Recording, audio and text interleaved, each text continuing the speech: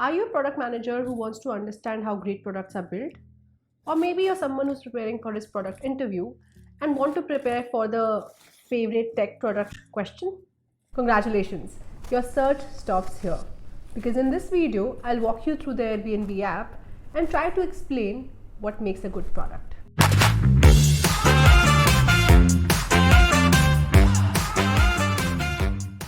Hi guys, my name is Arushi and I have about 6+ years of experience building tech products. In this time, I've worked across unicorns in India and Dubai, and right now I'm working as a senior product manager in Noon, which is the largest e-commerce player in the MENA region. As a product manager, I'm always curious about what makes a great product. And to be honest, if over the years I were asked to make a list of all the products that I admire, I think Airbnb would always top the list. And in this video, I'll tell you why. In this video, you'll not just learn how to make a great product or what constitutes a great product, but it will also help a few of you who are preparing for your interviews to prepare better. So without much ado, let's get started. Okay guys, hear me out on this one. I think driving a great user experience is a lot like giving a great speech, and some of the skills that are required to build a great user experience were also found historically in great orators. If you were to look in history, you would find these two skills that every orator had. Number one, a great understanding of their audiences, the language, the sentiments, etc. Knowing what exactly you should speak so that you can drive some kind of emotion in your audience. And number two, saying something in a way where you could move your audience to an action. You can drive an action in them, making sure that they understand what is the action that you want them to do. That clarity of communication was something that all orators always had. Similarly, a great product must also do the following two things.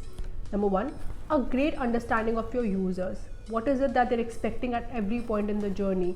What is it that they're looking for? What are their hopes, their fears, desires? And number two, an ability to build an intuitive user experience where the user understands what his next step is. This user experience should also cover all different personas so that you're able to drive each of them to the action that they need to do from your app. Now let's see how Airbnb brings out these two aspects in every step of their user journey. Now the first step in this journey, which is about giving in details about the location, the number of days, the number of travelers, etc. This is where most of your accommodation booking journeys start. Now this is a risky place. If you were to ask your users a lot of details, it is likely that they'll drop off because of the cognitive load that you're putting on them. However, you also do need these input points to show them any recommendation, right? However, by asking a lot of details, you're also alienating those users who may not be sure about which location or which dates they want to go on to. Now Airbnb does two things that solves this problem beautifully. Number one, Airbnb has made sure that there is no pressure on the user to actually add these values. For example, I don't need to necessarily add the location, the dates, or the type of house that I need. It will still give me a listing by their recommendation. However, if I were to be that motivated, or if I was aware of those things, I can actually enter some of these values and see results which are more relevant to where I want to go. So in this way, they have not alienated those who have more details or who are more motivated, but they've also kept those guys around who are just browsing, who don't know what they really want, and maybe also those guys for whom the accommodation is the deciding factor for the location of their trip. Now once I've come to the actual accommodations, the next step in the journey is to quickly pick out the ones that I like. Now here, any user who is going to pick up accommodations is going to look at two things: the price and the actual pictures of the house. Is it pretty? Is it as per my expectations? Does it have the right amenities that I need, etc., etc. Right? Now this is another place where Airbnb has actually stood out a lot. What they have done is that on the listing page itself, they've given us an ability to browse through the pictures of the accommodation, and the price is clearly available there as well. These two are the biggest parameters on the basis of which I would choose to shortlist or not shortlist a place. They also allow me to wish list a few places, make a list of different wish lists as well, so that if I have a plan to go to Europe this month and maybe to Thailand after a couple of months, I can make wish lists for both of them. This makes for an amazing mobile experience. The incessant clicking on the listing page and then going to the actual detail page and then coming back was good in the age of desktop or web browsing. In the age of mobile, it's definitely very, very useful that the user does not have to click through a lot. The next step in this journey is finalizing the place where I'd like to finally go, or making the booking. Now over here, the user's main concern is, one, is the place going to be like I want it to be? Would there be any issues possibly? And 3, can I trust this host? Can I trust Airbnb so that I give my money up front? So it's very important for Airbnb at this point in time that they are able to build trust of the user, not just the platform, which is Airbnb, but also on the host that he will be going to live with, right? A couple of things that Airbnb has done really well over here is that they have upfront on the first fold called out important things like, if the host is a super host or not, what is the insurance policy, if I have an air cover. These are the important things that anyone's seeking, and these are the kind of terminologies, super host, air cover. These are the kind of terms that will build some kind of trust and security for the person who's booking. Secondly, like I said, there'll also be a doubt about, the platform Airbnb. Should I give my money to the platform or not? So for this, beautifully in the second fold, they have also mentioned about their cancellation policy along with timelines. So there's absolutely no absurdity about, what is this platform asking me about? Are there any hidden costs involved, etc.? So everything is right there in front of your eyes when you have that question in your mind.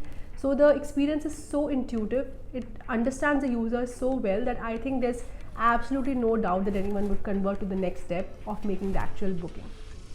Another great thing that Airbnb does overall also is that they understand that some users would like to filter out their experiences on the basis of amenities. Again, they have understood different personas. Certain personas would like Airbnb to lead the way or to show them different varieties. Certain personas would like to make their own filters, would like to make their own choices. For example, when I go to a house, I want a swimming pool, or I want those houses that are child friendly or pet friendly. So they give you those filters as well, so that if you know what you want, you can actually get it right away. I could also go on about the user experience post the actual booking has been done, which is primarily on emails or on messaging. However, this is outside the app and I want to keep this video about the app itself. But a word of caution, guys, for the product managers out there, the experience that you're driving for your users does not end on the app. It continues to all the communication that you're giving as well. That is primarily an extension of your product. So when you're thinking of your experience, do think of all the communications, all the messages, emails that you're sending out, and they should all be cohesive with the experience that you're trying to drive on the product as well.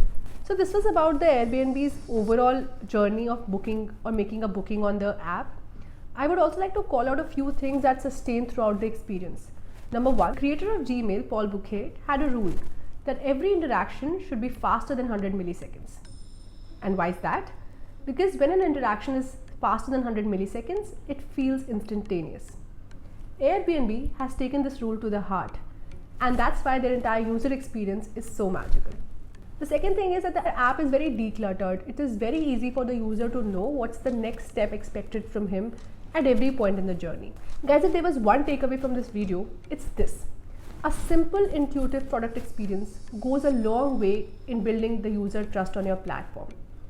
Airbnb's product is just a case in point.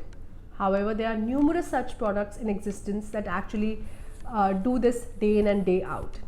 After all, that's why user centricity is such a big thing in the product ecosystem. So that's it for this video, guys. Thanks for watching so far.